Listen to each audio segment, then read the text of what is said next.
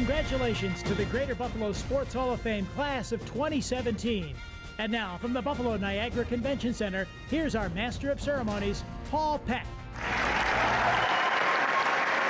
Hi, everybody, and welcome to a very special night in Western New York sports. This is the 27th annual Greater Buffalo Sports Hall of Fame induction ceremony. My name is Paul Peck, sportscaster, voice of the UB Bulls, host of Beat the Champ, and co-creator of BuffaloSportsPage.com. It is my honor to once again be your master of ceremonies.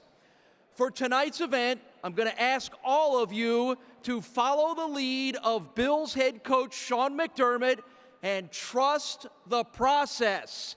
That means we all need to do our jobs. Mine is to tell you about this amazing group of athletes and to get you out of here on time.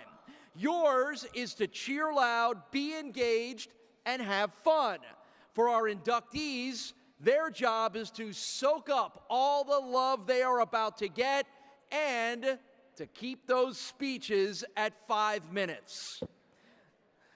This year's class of 12 inductees includes a blocker, a swimmer, a pool hall ace, a hoopster, a designer, a manager, a thrower, a captain, and 4 coaches. They come from the sports of hockey, softball, football, rowing, swimming, billiards, golf, basketball, baseball, track and field, and volleyball. We have got it all covered tonight. But what's special is they all come from or through Buffalo, where hard work, determination, and spirit are part of our DNA. Those traits may have taken some of them to new heights out of town, but it's bringing them all back to be a part of the Greater Buffalo Sports Hall of Fame.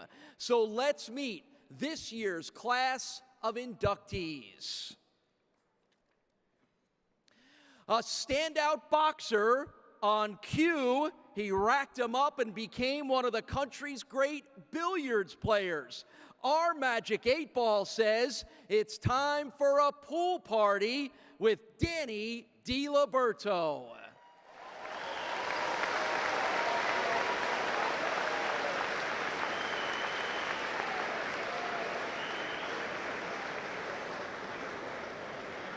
A 3-sport star at Grand Island, the Vicious Circle was the place she set records in the shot put and discus, records that still stand.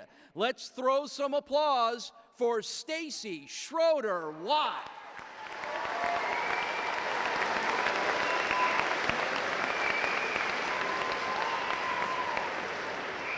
He once spiked all his competition during a 119-match winning streak.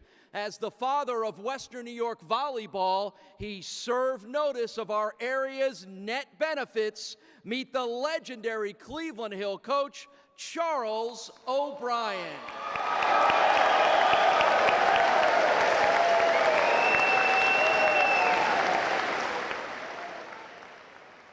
He creates Duffer's Delights. He's the man behind the mounds, the face of the fairways. With his job, we're all greens with envy. The designer of some of the world's top golf courses. Let's tee it up for Mike Kaiser.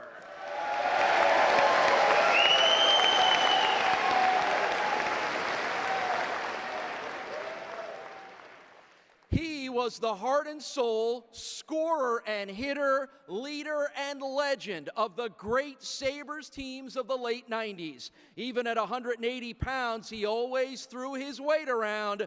We all know him as Captain Crunch, Michael Pekka.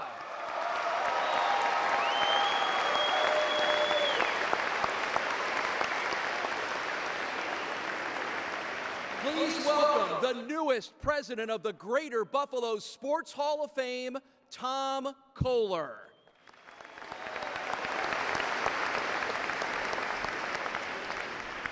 On basketball basketball courts of Bishop Turner, Buff State, Vanderbilt, and the NBA, he was clutch. In the schools and on the streets of Buffalo, he was Hutch. Slam those hands together for Willie Hutch Jones.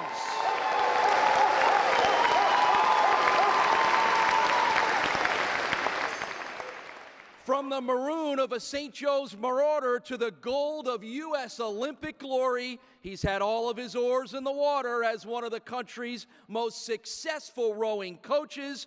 Please welcome Tom Terhaar.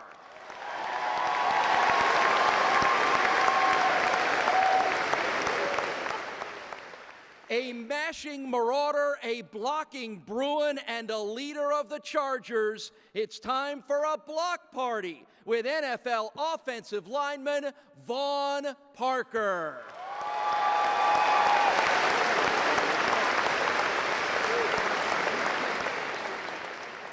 These 8 outstanding men and women and our 4 posthumous honorees make up the Greater Buffalo Sports Hall of Fame class of 2017.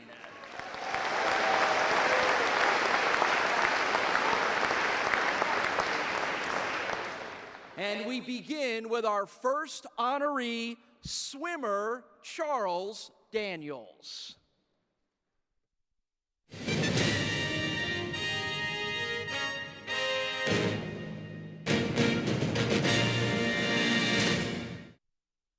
When Charles Meldrum Daniels moved to Buffalo in 1909 from New York City, he brought with him worldwide notoriety as a championship swimmer.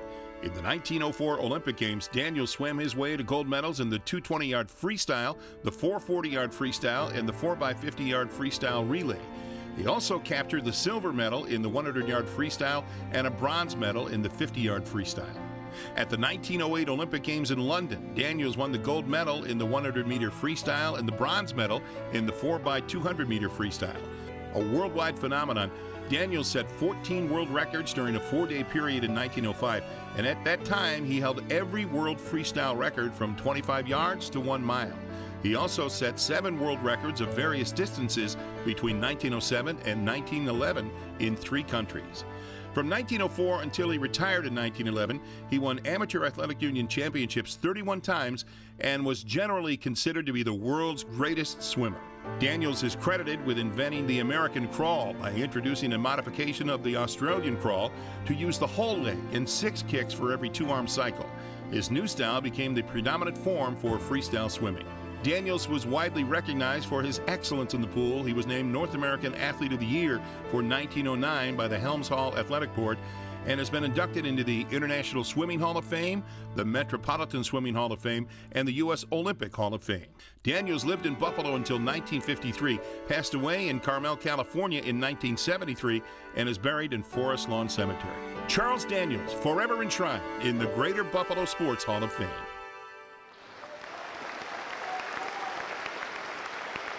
Sponsoring the induction is Forest Lawn Cemetery, represented by Kathleen Slade and Sandy Starks.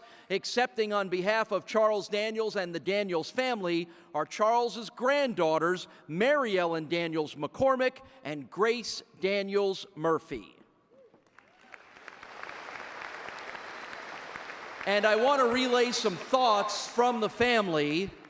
Even though he competed nearly 100 years ago, it is very gratifying that this wonderful organization has recognized our grandfather's accomplishments. So on behalf of the entire Daniels family, please accept our sincere thank you to the Greater Buffalo Sports Hall of Fame for tonight and for enshrining our grandfather forever in the Hall of Fame. He would have been very proud of this moment. Our second Hall of Fame inductee is baseball's Danny Ozark.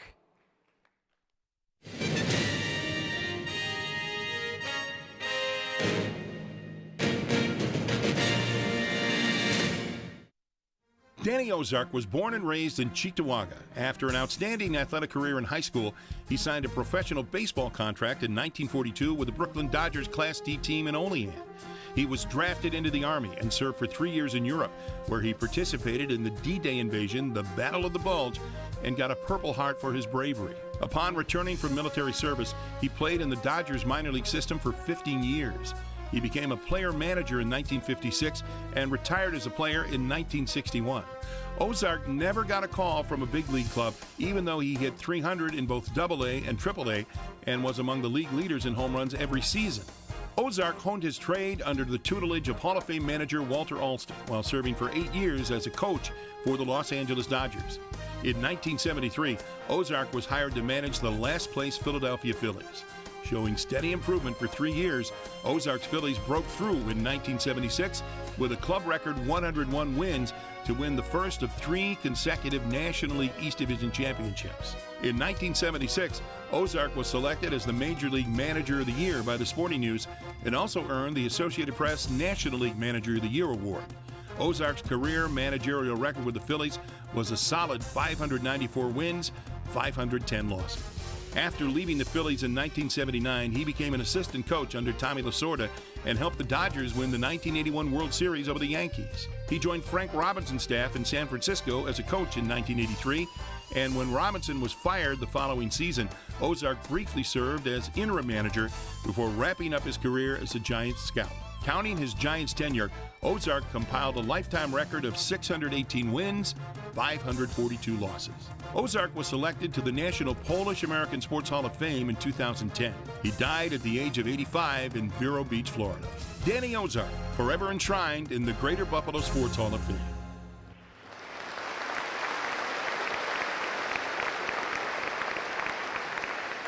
Sponsoring Danny Ozark's induction is Niagara Scenic Tours, represented by Hadley Boss Fisher. Presenting is Buffalo Bison's Vice President Mike Buchkowski, and accepting is Danny Ozark's son, Dwayne Ozark, and Danny's great-grandson, Christopher.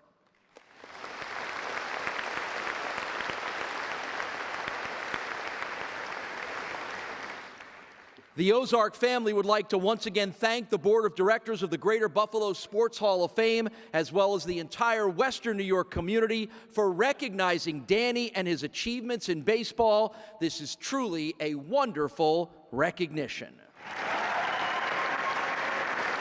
Well, this is the 27th induction ceremony for the Greater Buffalo Sports Hall of Fame, and over the past 26 years, there have been so many memorable moments during our induction ceremonies as we have celebrated the lives and professional careers of hundreds of inductees. We've collected a few of those memories, and we are ready to share them with you tonight. We direct your attention to the video screens.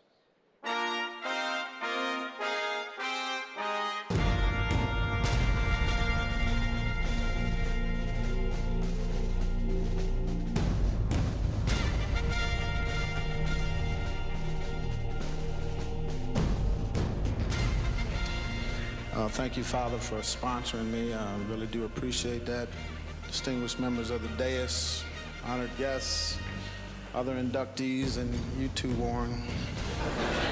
Off the ice and on the ice. Off the ice, I know Rick. He used to visit lots of children in the hospital and at school. He did a lot of things like that on his spare time. And also, he was a great teacher. Look how well I speak English today.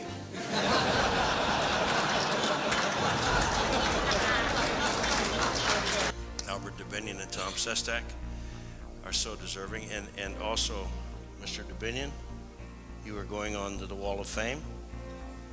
I should be there, but you're going. Very honored to be inducted into the Buffalo Sports Hall of Fame. Whoops. My dad was the kind of guy, when I was just a young fella, 9, 10, 11 years old, he took me down the shores of Lake Erie. He said, "Jimmy, today you're going to learn how to swim." Took me out in a rowboat and threw me in the water. "Now swim," he said. Well, the swimming part was easy. Getting out of that knapsack he had me in there was tough. But it seems, listening to Larry, the older I get, the better I used to be. It's great to be back. It's a pleasure being up here, seeing a lot of old faces. I'm looking at one, Van Miller. I'm very grateful to think that somebody remembered some of the things that we did in the past. I followed Jim Kelly in the equipment van behind his limo from the airport to Fredonia. And I tell you, that's just the way I want to go out, too. Okay. My nephew really mixed up all my sheets.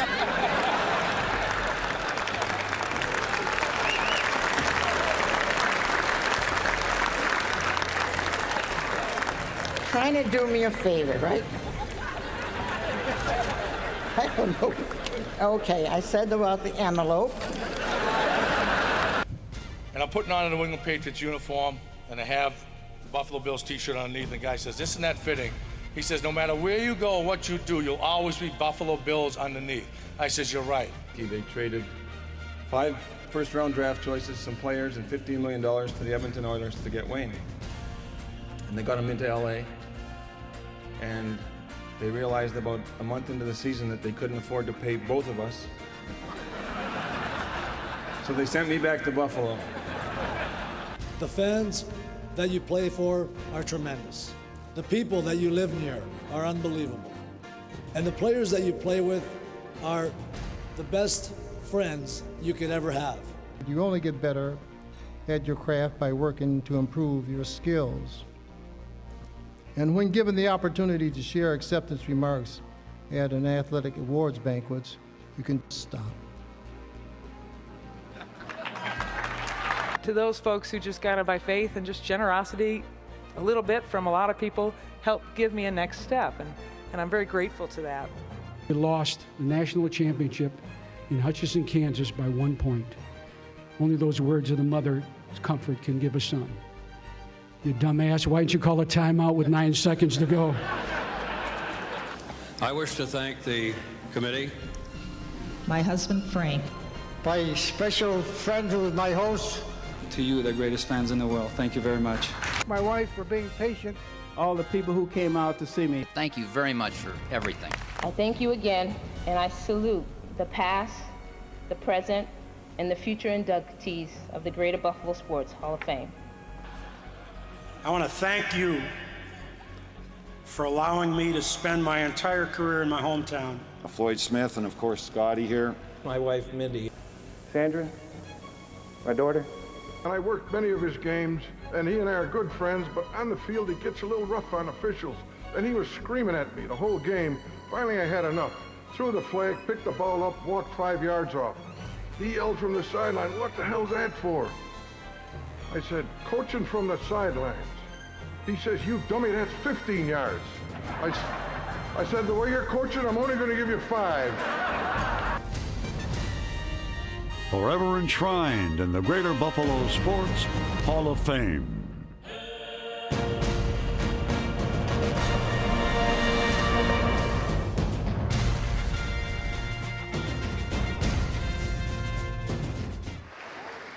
Our third Hall of Fame inductee is Vaughn Parker.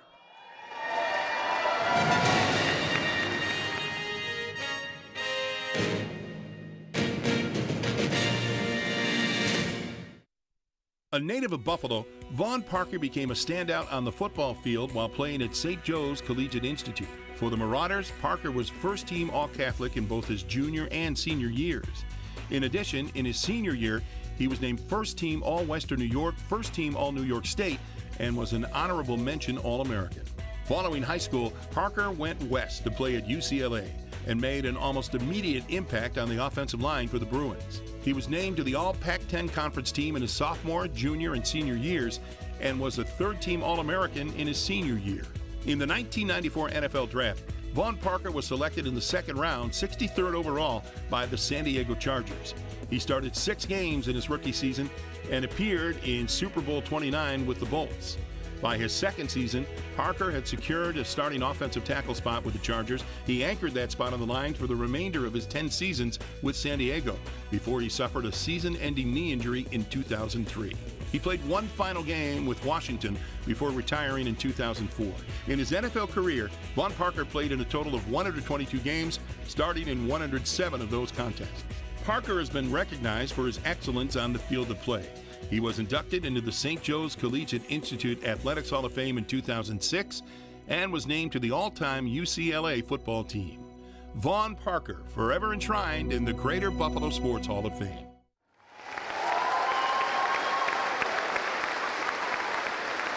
Vaughn Parker is sponsored by St. Joe's Collegiate Institute, represented by the president of St. Joe's, Bob Scott.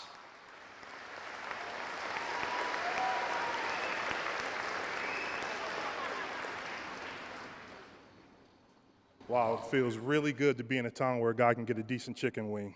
You just don't even know.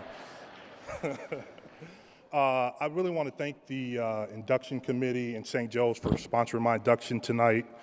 I want to thank my family and friends who have come to support me, specifically my wife Kimberly, the Ritchie, Parker, Dixon's family. They're here tonight. When you go to St. Joe's, you're not asked to participate in sports specifically. You're asked to be a part of the community. And what that means is you don't want to be a part of the 2:30 club, meaning 2:30, school is over, you head home. For some people, that was chorus. For some people, it was drama club. For some people, it was the band. And for a lot of us, it was sports. And that's really how I view this award, this honor, is it's a community award. I've been so fortunate to have coaches starting at St. Joe's with Bob O'Connor, Dan Troy, who maybe saw something in me that I didn't necessarily see in myself. Mr. Scott, always making sure that we cared about being good citizens and good students before we cared about being good athletes. And I've been fortunate in that continued to my time at UCLA. I had great coaches who cared about me. And again, I never anticipated going to the NFL. I was the guy who showed up at UCLA and was blown away by the city of Los Angeles, never thought about the NFL. And someone sat me down one day and said, hey, we think maybe you can get to the next level. Got to the NFL and I had another great coach. I give him a hard time because he was a USC Trojan, but he was the best coach I ever had, and I've learned so much from him. So that's how I see this award. I'm standing here, but I wouldn't be here without the community that I've always had in my life, who have supported me, who lifted me up when I needed to be lifted up, who I've learned so many invaluable things. And ultimately, it's a teammate award. I just think about the many teammates I've had starting at St. Joe, some of them sitting right to my right, teammates at UCLA, teammates in the NFL. And, that's the one thing. People always ask you what you miss about playing in the NFL, and you don't remember the scores of the games. Your wife and kids spend the money. What you remember are the friends, those times when you don't know how you're going to get through a practice, but you look over, your buddy cracks a joke, and you say to yourself, okay, if he can make it, then I can make it. And this all started in Buffalo, New York, and I like to think I took some of the grit of this town with me as I went west. And I just want to thank everyone for coming, and I thank you for this great honor. I can't tell you how thrilled I am. Thank you very much.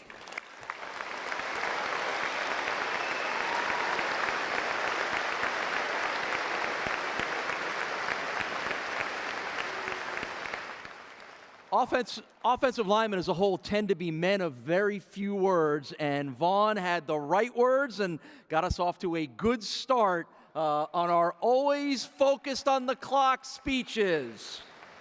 Trust me, this will not be a Pro Football Hall of Fame type evening. That's what they told me to do. So we're off to a great start. And as you heard, it's just wonderful hearing our inductees talk about what this city and the people of the city have meant to them in their careers. And we've got much more of that to come because our fourth inductee in the class of 2017 is Danny DiLiberto.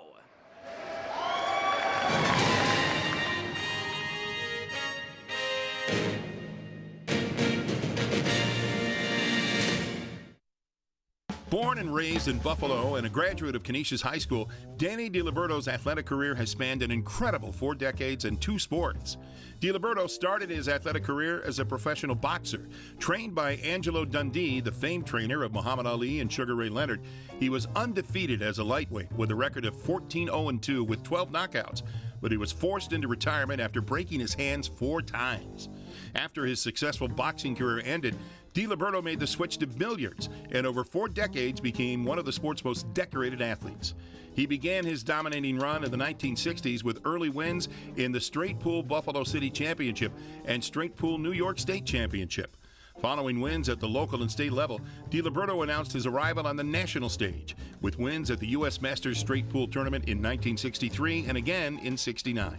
In 1972, DiLiberto cemented his legacy in Johnson City, Illinois, when he claimed victory at the Tournament of Champions and was also crowned the World All-Around Champion. His continued success drew the attention of Sports Illustrated, which made him a subject of a lengthy profile in their magazine in 1977. In the 1980s, DiLiberto's relentless pursuit of excellence led him to claim 5 separate championships in various billiard disciplines: 8-ball, pocket billiards, 9-ball, and straight pool in the United States alone. All told, during his incredible career, DiLiberto won world titles in all 4 of pool's major disciplines. Ever the overachiever, Danny managed to become an accomplished bowler in his spare time with a 300 game to his credit. DiLiberto is a member of the Billiards College of America Hall of Fame, the One Pocket Hall of Fame, the Straight Pool Hall of Fame, and the Ring 44 Buffalo Boxing Hall of Fame. Danny DiLiberto, forever enshrined in the Greater Buffalo Sports Hall of Fame.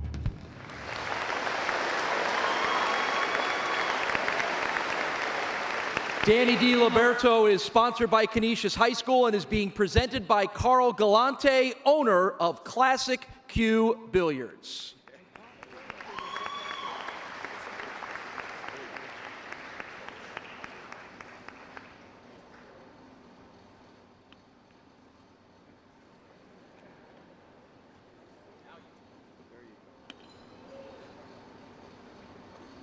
I was born and raised on Buffalo's west side.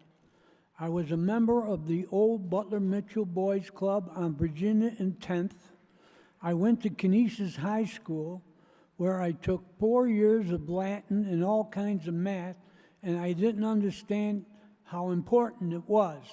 But as time went by, I realized learning was exercise for the brain, just like weightlifting is exercise for the body.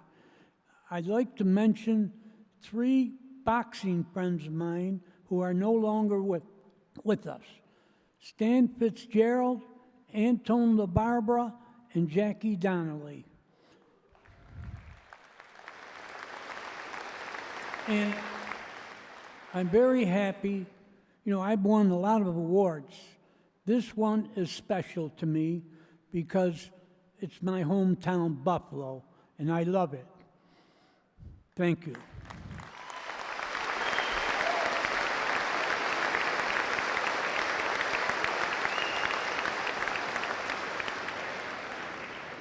Thank you, Danny, and congratulations.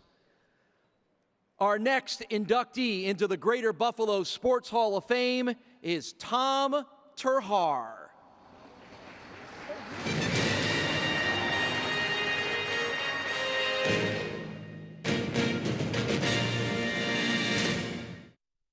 Born in the fall of 1969 in Buffalo, Tom Terhaar has become one of the most accomplished rowing coaches in the world.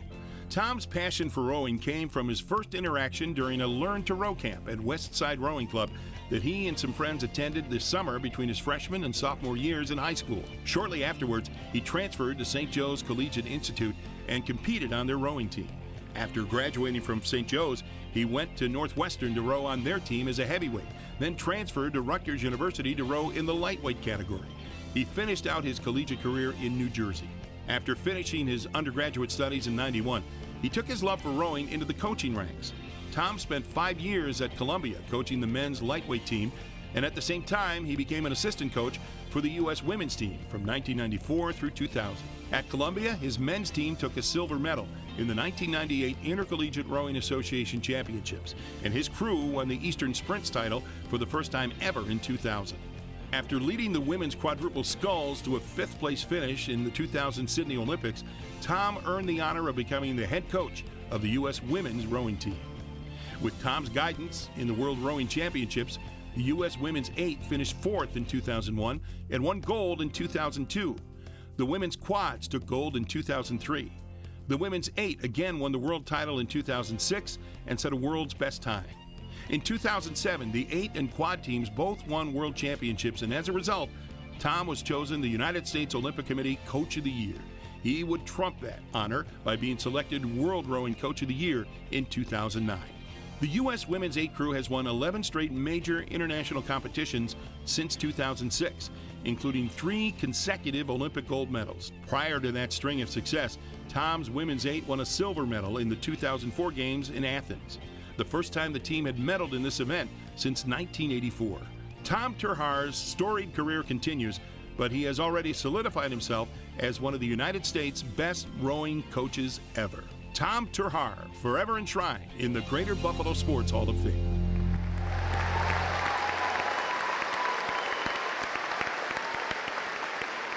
It's a big night for St. Joe's. Sponsoring Tom Terhaar is St. Joe's Collegiate Institute, represented by the president of St. Joe's, Robert Scott.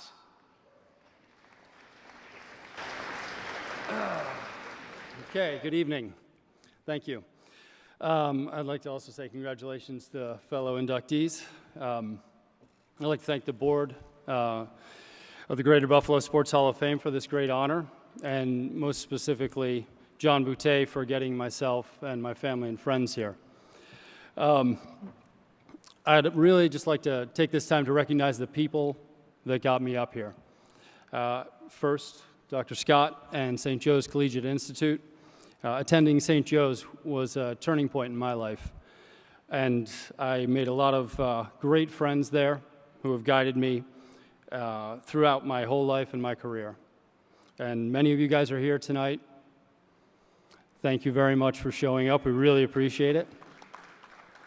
And I'd like to thank Dr. Robert Scott for admitting me back in 1985. I don't remember taking an entrance exam. And I am 100% sure that my dad did not write a big fat check. So whatever moved you to admit me that day, thank you very much. I appreciate it. I also want to thank my coach from St. Joe's, Bill Maggio. Bill is always an optimist, and I try to carry that with me in my coaching today. And he sent me a note. He was nice enough to write me a note, and he just said, we may not have always won, but we sure learned a lot about the importance of teamwork, friendship, trust, and the value of giving it your all. Well said, Bill. Thank you. I'd also like to thank my family, my brother John, my sister Nancy, and my sister Sue, and their families for always being there for us, for always supporting Jen and myself and the kids, and always changing your schedule around according to ours whenever we got to town. So we really do appreciate it. And although it seems like a world away, you are welcome to come visit us in New Jersey sometime. Most importantly, I'd like to thank my beautiful wife, Jennifer. Not only for our 4 great kids back home, Jen is actually the real reason why I'm here tonight. My brother-in-law, Artie, would second that, I believe.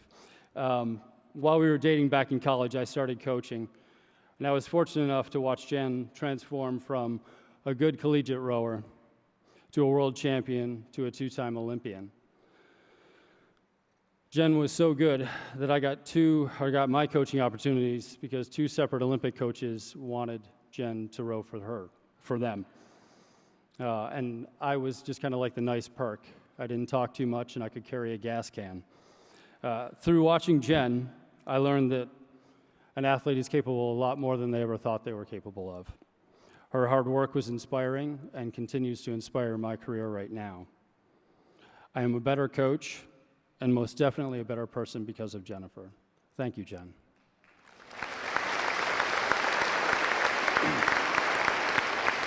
So, thank you for this tremendous honor, and have a good evening.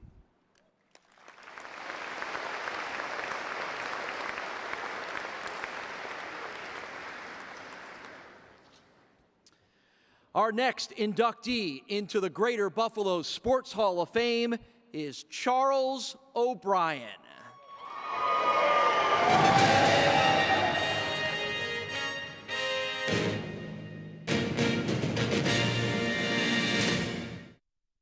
A A pioneer coach who is best known as the father of Western New York volleyball, Charlie O'Brien is synonymous with the sport in the Buffalo area.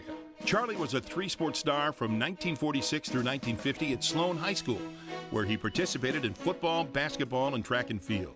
His prowess as an athlete earned him a scholarship to the University at Buffalo, where he started for 2 seasons on the football team and lettered in track and field from 1952 through 1954. Upon graduation, he held school records at UB in the javelin and discus throws. He was also the first UB football player to get a contract offer to play in the NFL from the Green Bay Packers. Instead of pursuing a career in the NFL, though, Charlie took a teaching position at Cleveland Hill High School, where he would be named athletic director 3 years later.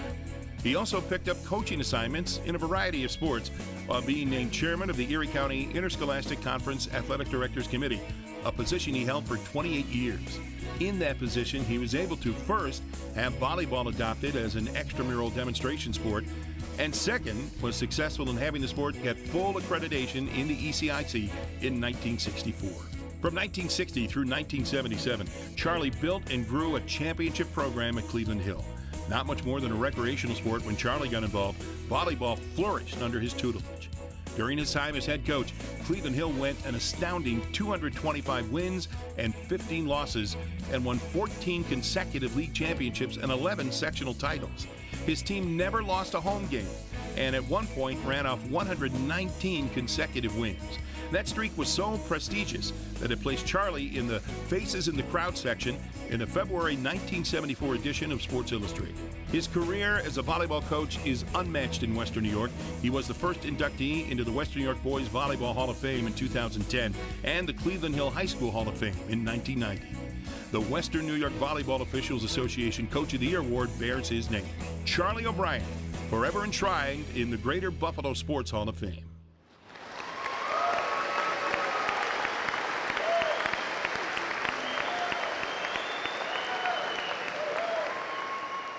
Sponsoring Charlie O'Brien is PCI, represented by Vice President Mark Gallen. Charlie? There's things I didn't know about myself. Volleyball was a passion. It wasn't a sport. I had coached 6 different sports at Cleveland Hill. Excuse me, I have laryngitis, so normally I don't sound this scratchy. Volleyball was my favorite, and the night at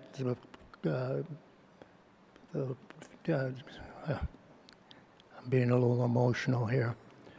I met all the boys that play, not all the boys, a lot of them, a good sampling, and I just couldn't get over how much older they looked.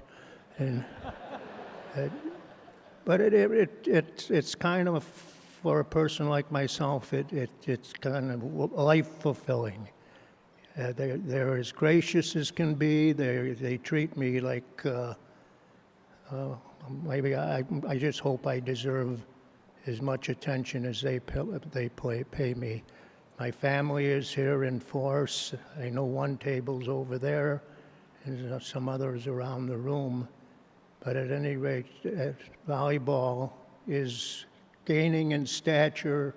It's a big deal now, where in the beginning it wasn't. It was not getting the credit that it deserved. So rather than put you through my gravelly voice, I'm going to say thank you to all you. God bless my family. Some of them I haven't seen in a long time. And this committee is one for the books. They don't miss a beat. They're all business. Everything is taken care of, and of course with the help of my son and one of the players, and it all came together.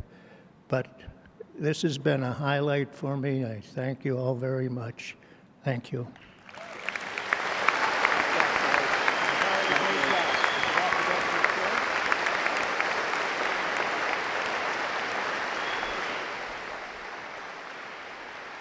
Congratulations to Charlie, and a great group of folks here to cheer him on as well tonight, too. Our 7th inductee into the Greater Buffalo Sports Hall of Fame is Buff State coach Sandy Hollander.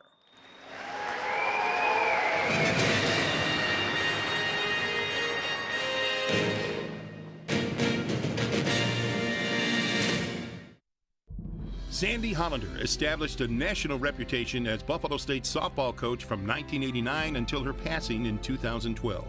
She ranks in the top 35 among all-time NCAA Division III softball coaches in victories with a .621 winning percentage, while claiming 3 SUNYAC titles and making 8 trips to the NCAA Division III playoffs. Starting at the college as an assistant athletic trainer in 1985, she was later promoted to head athletic trainer, a position she held until 2007.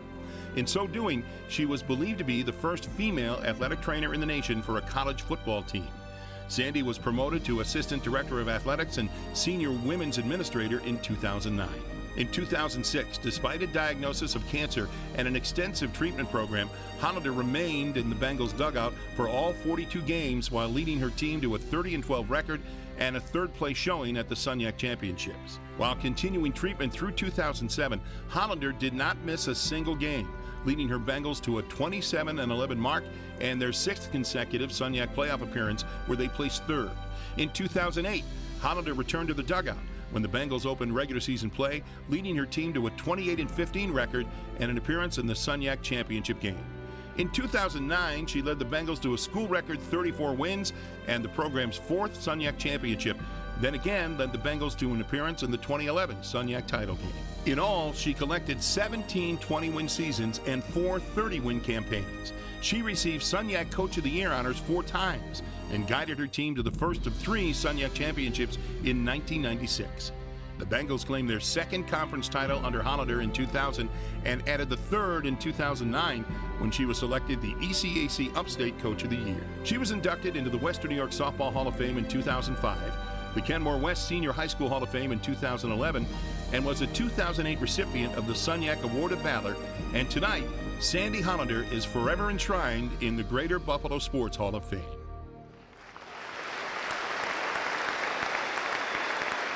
Sponsoring Sandy's induction is Buffalo State Athletics, represented by Director of Athletics Jerry Boyce. Accepting for the Hollander family is Sandy's sister, Jody.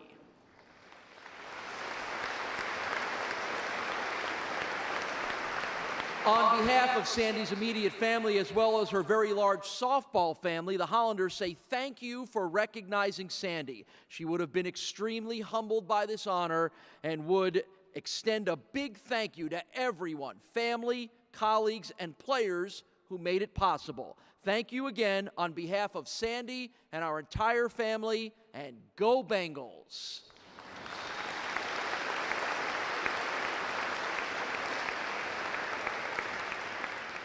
The 8th inductee into the 2017 class for the Greater Buffalo Sports Hall of Fame is Willie Hutch Jones.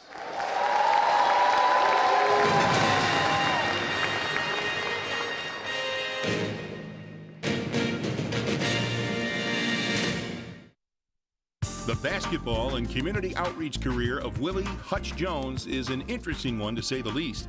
While playing for Bishop Turner High School in the mid-'70s, Willie was never selected to the All-Western New York first team.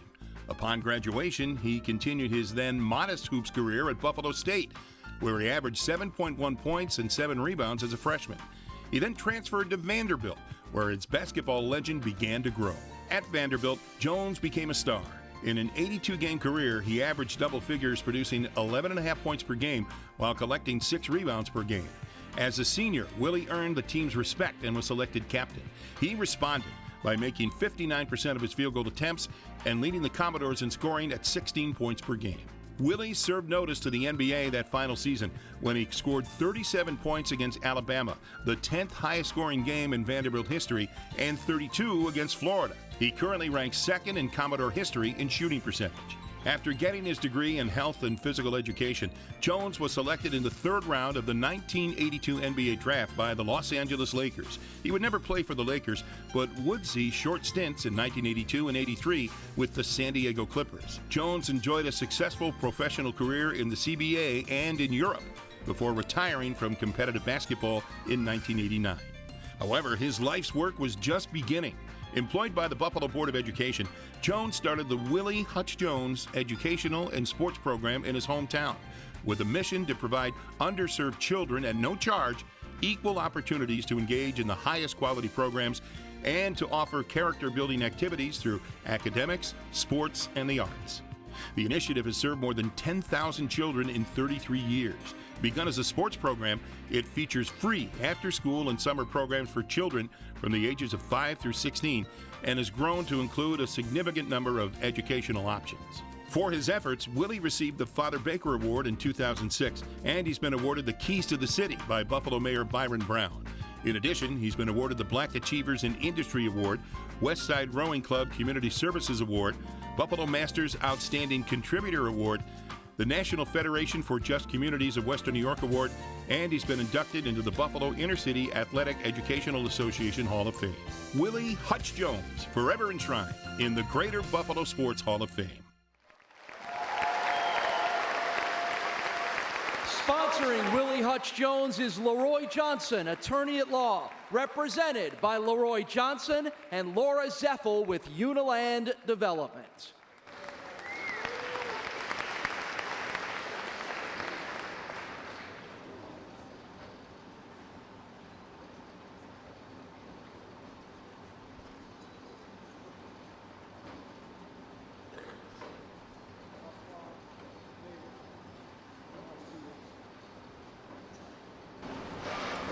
Don't start the clock yet, until they get here.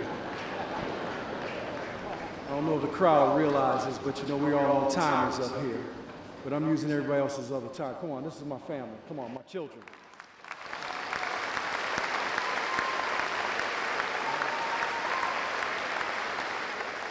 When you talk about momentous moments in life, this comes down to being one of them, and the three individuals that you see around me are also very important moments in my life because they're my children, okay? And I understand that, and I think you all understand that. Now, when I go into the order of thanking people, first of all, because I'm so humble of a person, I try not to take any credit, but other times people just throw you out there like tonight. But first of all, I have to give thanks to the Supreme Being. And I don't care what you out there may call them, but it's the Supreme Being that controls all of this groove, all right? So first thanks goes to them, all right, always. If they cut the clock on me, at least you know that much, all right? Also, I like to thank my mom and my dad because they were the two important individuals that really formulated my life, along with my big sister, Sheila, over there at the table. I'm so glad she made it in from D.C. Also, I'd like to thank everybody who is one of my guests because all of you all had something to do with the making of Willie Hutch, or some people may say David, or other people may just say Ruru, those cues, all right? But understand that I'm so humble, I'm so thankful, my family's so thankful, and sometimes they may give me the acknowledgement, but it's a whole lot of people behind this brand and this name and what we do, all right? And this is my man right here, okay? That's the little Hutch, and he's out here, and it's all love, because we're family, and that's how we go, okay? So understand, you honor me, you honor all of these people. Charlie D and my crew from Nashville, I'm so thankful, man. Slim, I'm so thankful. Tommy Springer, that you guys made it all the way up here from Nashville. I appreciate it, man, because Charlie, you know you were big in my life too because, you know, we used to do what we used to do down there and you formulated this thing. You got this thing, and I appreciate you all coming up here, man. It's, you know how I feel about this thing, and you know how we're going to do after this thing. To everybody else, hey, I'm different. I'm just so different. I'm just me. What's up, D? No, I got the mic tonight. You just sit back and enjoy the show, all right? To my lovely wife over there, because I see her frowning. Even though you got the lights on me, I can feel her kind of frowning over there as she smiles. Tamika, I love you, and you know, hey, you put up with all of this that we deal with and do every day. Thank you for being supportive, because people don't understand. It's always that first lady, the first lady, all right? So understand that. You're with us. You're with us. Aunt Deanie, it's not that many people still in my life that seen me when I was his age, but Aunt Deanie, you're one of those people, and thank you. Continue to look over this family. And to everybody else out there, I know this is a little different, but this is us. This is how we do this thing. Willie Hutch Jones is here, and this award is for everybody who believes in reaching down and helping children. Thank you very much.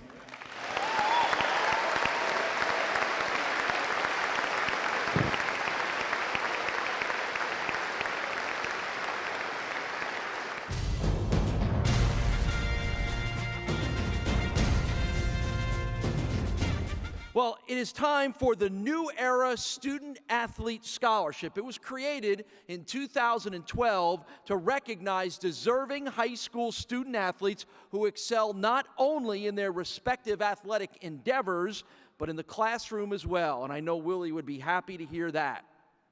New Era encourages student athletes to fly their own flag, express themselves, and express their individuality.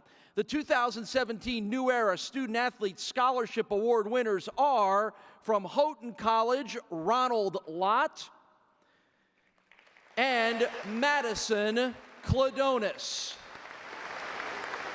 Madison was unable to attend, but Ronald is here with Tom Kohler.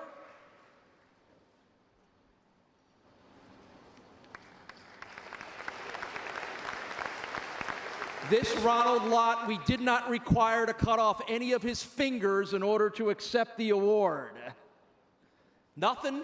This is a room full of sports fans and nobody got that joke. Ask me afterwards, I'll tell you the story. It's a famous football story. Congratulations to Ronald and Madison on their award. It is time for our 9th inductee into the Greater Buffalo Sports Hall of Fame. It's hockey's E.J. McGuire.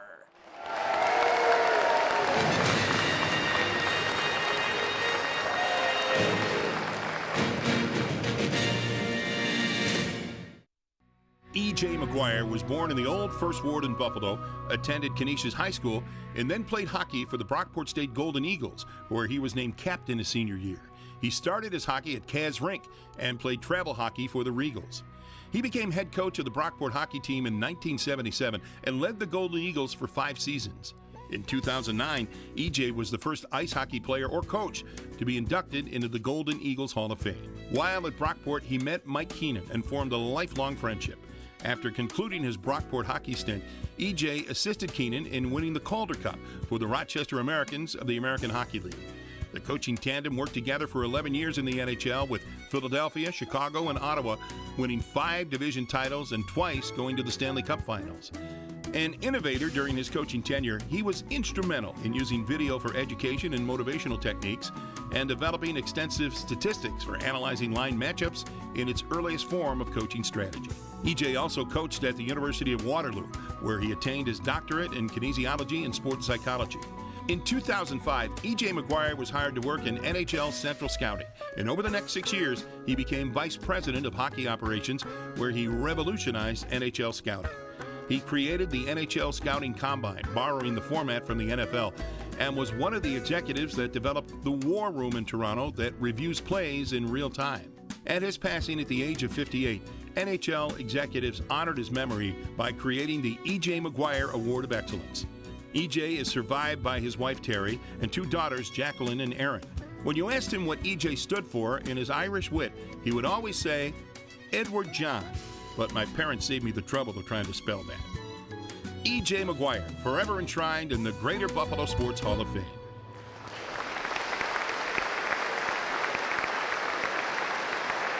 Sponsoring E.J. McGuire is the National Hockey League, represented by Executive Vice President and Director of Hockey Operations, Colin Campbell. Accepting is E.J. McGuire's wife, Terry.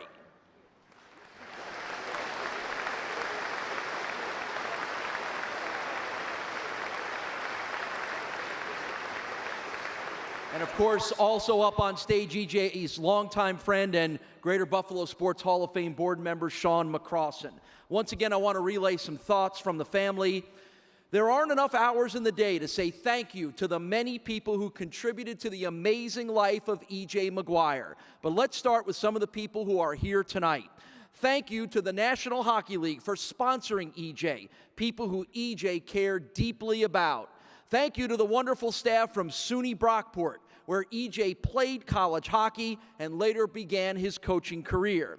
Thanks to E.J.'s great friend Brian Cavanaugh and DeUville. And now for the First Ward folks. Thank you to Jack Chilcott and E.J.'s friends here at table number 52. Let's hear it, table number 52. Thanks to EJ's cousin, teammate, and close friend Jack Hofstetter. Special thanks to the incredible Peg Overdorf from the Valley Community Association and the folks at her table number 53. A huge shout out to Tony Jurevics and the tremendous people who knew and loved EJ here at table 47. And thank you to EJ's brother-in-law, Rip Simonik, and his crew. And finally, thanks to anyone from Kaz Rink, the Regals, Canisius High School, and those who knew and loved EJ McGuire.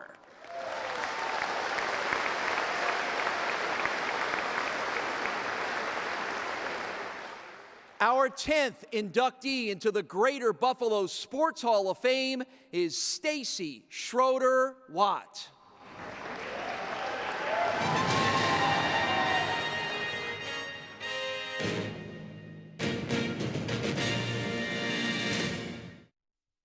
One of the most successful Western New York prep athletes of the 90s, Stacy Schroeder Watt exemplified the skills and character of an all-around performer. The Grand Island High School product made her mark in each of the 3 sports she competed in: volleyball, basketball, and track and field. As a center on the Vikings basketball team, she was a second-team league All-Star in 1991 and a first-team All-Star in volleyball in 1992. However, it was her success in shattering records in shot put and discus, which still stand today, that garnered her awards and accolades. Schroeder Watt won 5 Section 6 shot put titles and 4 sectional discus crowns to go along with 8 Niagara Frontier League championships. She won her first New York State Public High School Association state championship in the shot put in 1991 and went on to win both shot put and discus in 92, shattering the state discus record with a mark of 172 feet, which no one has matched since. Named an All-American in both 91 and 92, it was her success in the discus circle that earned her the #1 ranking in the United States for high school athletes in discus in 1992. In addition, she was a 2-time USA Indoor Scholastic Throwing Champion and Gatorade Circle of Champions State winner and Player of the Year. After getting a full athletic scholarship to the University of Florida, she was named a 2-time NCAA All-American in discus, placed in the U.S. Olympic Festival and Pan American Games, and was a member of the All-Academic Team by the U.S. Track Coaches Association. Today, Schroeder Watt uses the intensity and team player skill set she learned as an athlete in her career as a pediatric anesthesiologist at Women's and Children's Hospital in Buffalo. In 2011, she was inducted into the New York State Public High School Athletic Association Hall of Fame. In 2014, she was selected as part of the inaugural class of the Section 6 Athletic Hall of Fame. Stacy Schroeder Watt, forever enshrined in the Greater Buffalo Sports Hall of Fame.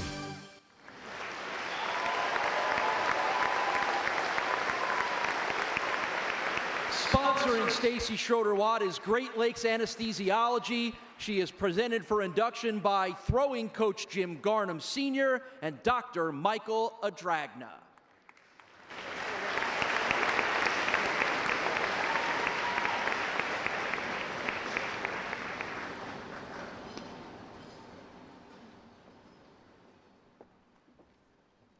Well, good evening, everyone. All right. I would like to express my sincere and heartfelt gratitude to the Greater Buffalo Sports Hall of Fame and the Board of Directors for having selected me for membership in the class of 2017. This is a tremendous honor, and I am truly humbled to be recognized by such a prestigious group. To my fellow inductees, I would like to congratulate each of you for your great accomplishments leading to your induction into the Hall of Fame. I am proud to be honored and associated with each and every one of you. Great stories are the makings of legends, and I hope that we inspire those hearing our stories to share our journey and continue the outstanding tradition of sports here in Buffalo. My journey began in a small street in the center of Grand Island. In that home, I was not only taught the importance of family, community, and education, but also how to be an athlete. My family taught me that an athlete was vastly more than simply a success on the athletic field. They taught me athletes are more than just a teammate, a fan, a friend, a leader, and a role model. And this important lesson was reinforced by my coaches. My coaches not only invested their time and talent in helping me stand before you tonight, but they gave me the support and wisdom, and they invested in my potential. Coaches Wyatt and Garnham took a girl from Grand Island outside their school district and taught her the finer points of throwing. I wouldn't be standing here in front of you tonight without them. To Coach Curtis and the athletic director, John Roth, thank you and all of the Grand Island Strong for giving me the opportunity to represent our school and our community. I am and will always be a proud Viking athlete. My journey led me from the halls of Grand Island High School to the campus of Gainesville, Florida, where I became a Gator.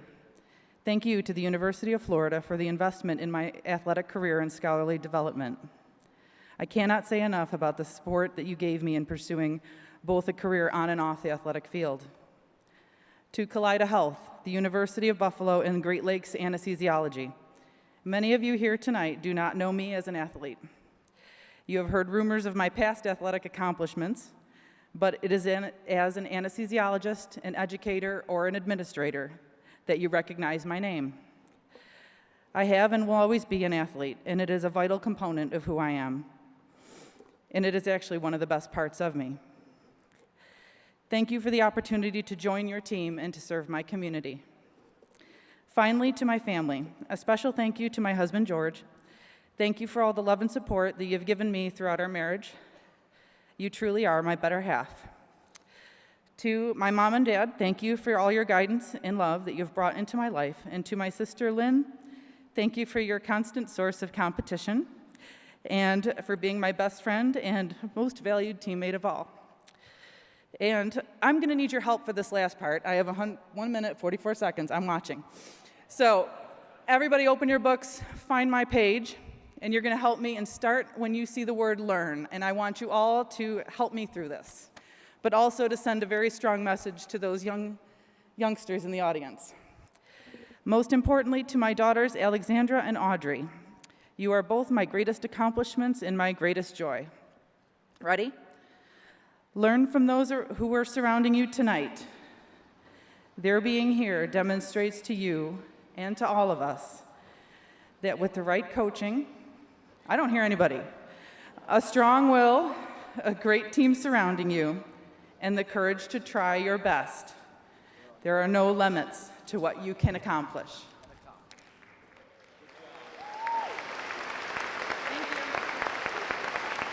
Time to introduce to you the 11th inductee into the Greater Buffalo Sports Hall of Fame. His name is Mike Kaiser.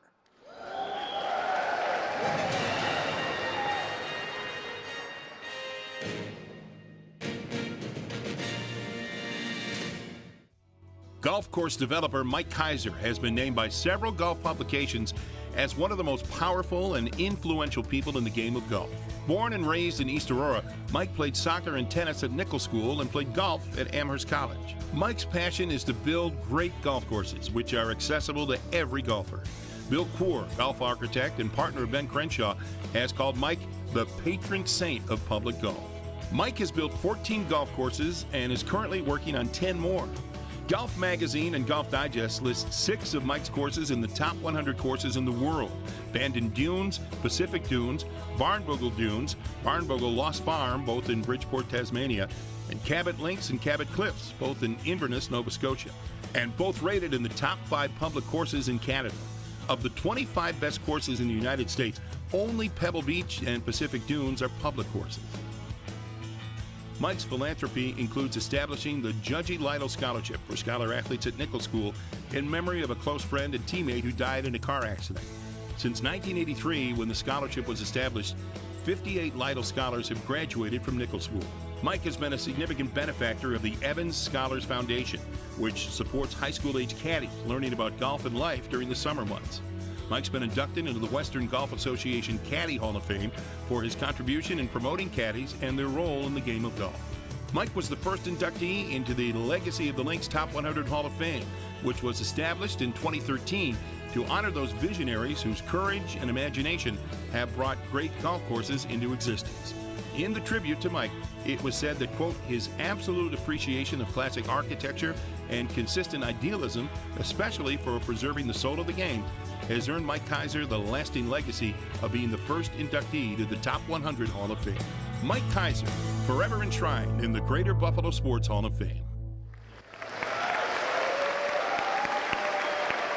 I'm just imagining how many golf balls I would put over the sides of cliffs and into the water on any of Mike's golf courses. Sponsoring Mike Kaiser is the Nichols School, represented by Bill Clough, the head of school at Nichols. Thank you very much. It's a pleasure to be back to Buffalo, my hometown.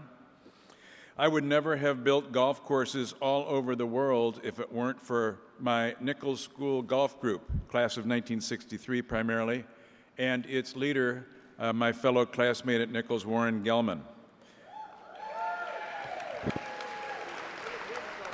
I always thought I went to Nichols to get a great education, then go on to college. Not true. I went to Nichols to meet people I'd much later play golf with all over the world. Every year, beginning in 1975, when we all turned 30, Warren would put together a group of 8 to 24 avid golfers and head out into the world of public golf. First came the U.S. golf resorts, Hilton Head, Innisbrook, Greenleaf, Pinehurst. Each trip was a learning experience for all of us. What did we like and what didn't we like? Our favorite courses were Harbortown, Long Cove, and the golf club in Columbus, Ohio. All were designed by Pete Dye, who was probably the reigning golf course architect at the time, and we agreed. We liked what he did. After 6 years on the domestic front, Warren and I felt that we had to get out to see the world. It was time we headed to Scotland, the birthplace of golf, and to Ireland. Just so you know, golf has been played in Scotland since the 15th century. They were playing golf in Scotland before Christopher Columbus found America. It's an ancient sport. Our first trip to Scotland and Ireland was astonishing. We had never seen links land before, and it was love at first sight. Links land is the sand dunes that link the beach to the inland, arable farmland. Links land has no agricultural value, therefore no one owns it, and it was available as a result for golf since the 15th century because there are no owners to say, no, you can't play on my dunes. So our first trip to first Ireland, then Scotland started in Balltree outside of Dublin. Then we went on to Royal County Down and Royal Portrush in Northern Ireland. We flew on to Royal Dornoch in the Highlands of Scotland, which remains my favorite golf course over there. And last, we took a helicopter flight to Turnberry, which is now owned by Donald Trump, but is a great golf course. All but Balltree of those that we looked at are regularly ranked in the top 20 in the world. And just to give you an idea of what that means, there are over 30,000 golf courses in the world. So to be ranked in the top 20 is a high honor and certainly a golf Hall of Fame. And we played 5 of the 20 on that first trip. It was astonishing.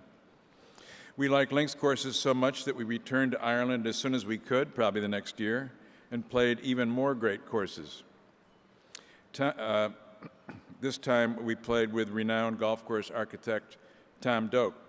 Tom, it turns out, learned his trade from Pete Dye, our group's favorite golf course architect. And it was Tom Doak who encouraged me to build a links course or 2 or more in America.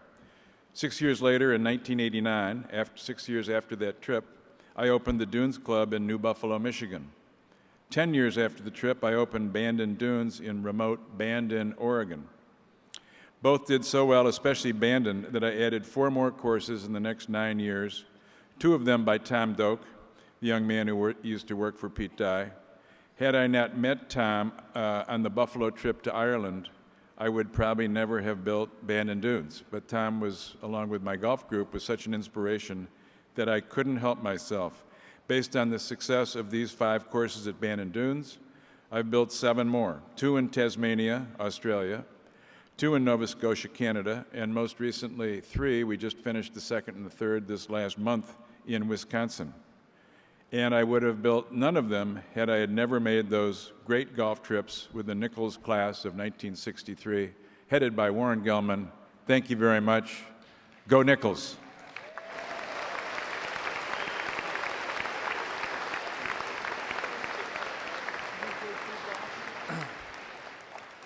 Thank you to Mike. Congratulations.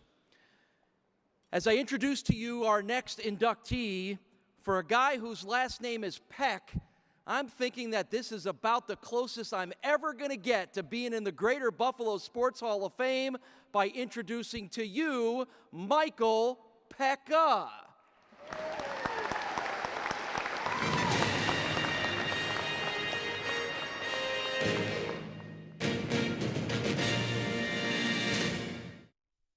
Michael Pekka was born in 1974 in Toronto. Throughout his career, he was known for his leadership, toughness, and tenacity, along with an unending willingness to use his body. Mike began playing junior hockey with the Sudbury Wolves of the OHL after they picked him in the first round of the 1990 draft. After 2 years in Sudbury, Mike was traded to Ottawa, where he put up 113 points in 55 games during his third season with Ottawa. In the 1992 NHL entry draft, Michael Pekka was selected 40th overall by the Vancouver Canucks. In '94, he played a significant role for Canada's gold medal-winning World Junior team, and he returned to the NHL, playing in 38 games for Vancouver at the end of the 94-95 campaign. Canucks team officials were determined to fill a glaring weakness on defense, and they also had their eye on Buffalo's Alexander Mogilny. At the start of the 95-96 season, the trade was consummated, and Michael Pekka became a Buffalo Sabre. It didn't take long for the Sabres to find out how great a player the center from Toronto was going to be. Pekka brought a hard-working, never-give-up attitude, a team leader who excelled at defensive play, and he had a knack for scoring shorthanded goals. It's a testament to his outstanding overall play as a defensive forward in that Pekka won the Frank Selke Trophy in 1997 when he had 20 goals and 29 assists. He would go on to win that award again in 2002, playing for the New York Islanders. In 1998, Pekka was selected captain, acquiring the nickname Captain Crunch for delivering bone-crunching hits on the open ice. He served in that role during Buffalo's run to the Stanley Cup Finals in 1999. Pekka retired in 2009 as a member of the Columbus Blue Jackets. He also played for the Oilers and the Leafs. During his 5 years in Buffalo, he scored 96 goals and 121 assists. The Sabres made the playoffs his final 4 years, and he scored 8 times during those appearances. Today, he lives in Buffalo with his wife, Kristen, and their 2 children. He continues to be a part of the Buffalo hockey community as former GM, coach, and director of hockey operations for the Buffalo Junior Sabres. Michael Pekka, forever enshrined in the Greater Buffalo Sports Hall of Fame.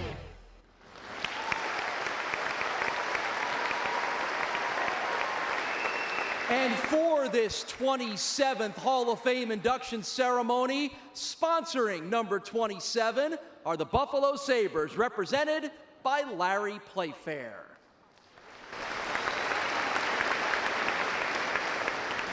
Couple quick things on that video. It's a good thing my wife never saw those pictures after we met. And I can only imagine what's going through Coley Campbell's head when he sees some of those hits. I don't think they're allowed anymore today. Thank you to the board, selection committee. Like Willie said, I mean, it's incredibly humbling to stand up here and to go into the Greater Buffalo Sports Hall of Fame. And for me, Buffalo means so much to me that to be in Buffalo and its Sports Hall of Fame is even more of a special thing. The journey to get here probably isn't unlike many people. You know, I grew up in Toronto. I'm a first-generation Italian immigrant. My father came to Toronto when he was just 6 years old and had no idea what the game of hockey was, but he taught himself how to play it and actually became a pretty good goalie. So when he got older, and by older I only mean 18, 19 years old, I was his second child, he got his kids involved in hockey. And from the age of 3, when I first put on hockey equipment, I fell in love. And it's one thing to love the game, it's another thing, like most people up here, you need to have great coaches, you need to have great mentors.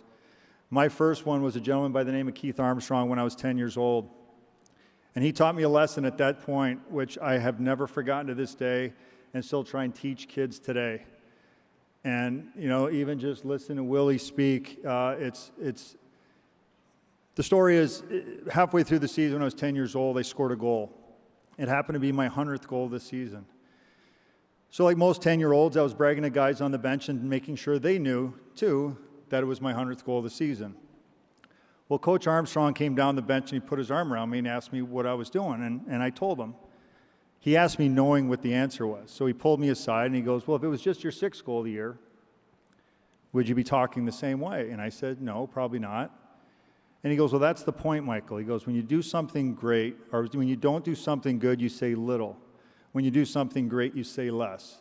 And he said, always be humble. And it was a great lesson. And at 10 years old, to this day, I feel it's defined me as a person. You know, I've never played the game to seek attention or to get recognition of any kind. I played the game because I genuinely loved it.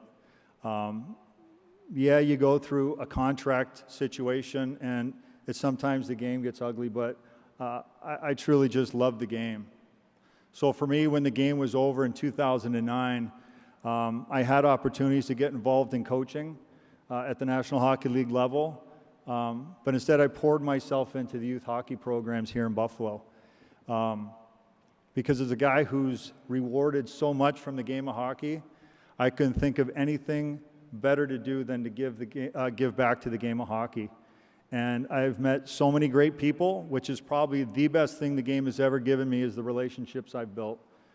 From the age of 10 to a large number of friends that are in attendance tonight, to my beautiful wife, Kristen, that when we met in 1996, her family quickly became my family. My son, Trevor, my daughter, Emily.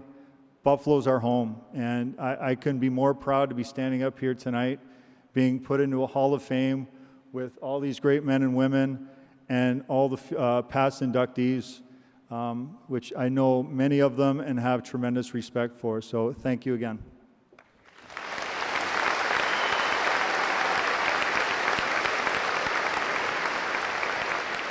How about one big, solid Buffalo round of applause for all of our inductees?